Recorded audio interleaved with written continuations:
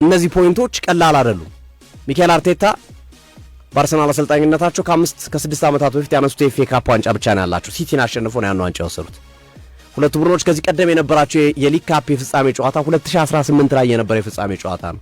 ሲቲ 3-0 ያሸነፈበት ሰርጂዮ አጉዌሮ፣ ቪሴንት ኮምፓኒና ዴቪድ ሲልቫ ጎል አስቆጥሮ ያሸነፉበት ጨዋታ ማለት ነው እና የውዱ ጨዋታም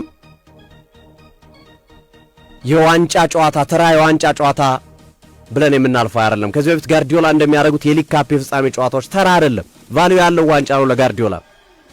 ለአርቴታም ትልቅ ቫልዩ፣ ለአርሰናሎችም ትልቅ ቫልዩ ያለው ዋንጫ ነው እና ክብሩን ከፍልሚያው አንጻርም ከሁለቱ ቡድኖች አንጻርም ከአሰልጣኞቹ አንጻርም ከሁለቱ ቡድኖች ፕሮፋይልም አንጻር የዘንድሮው የካራባኦ ካፕ ዋንጫ ክብር ከፍ ያለ ነው። ክብሩ ዋንጫውን የትኛውን ቡድን አነሳው የክብሩ መጠን ከፍ ብሎ እናያለን። ሜቢ ምናልባትም የዋንጫውን የፕሪሚየር ሊግ ዋንጫ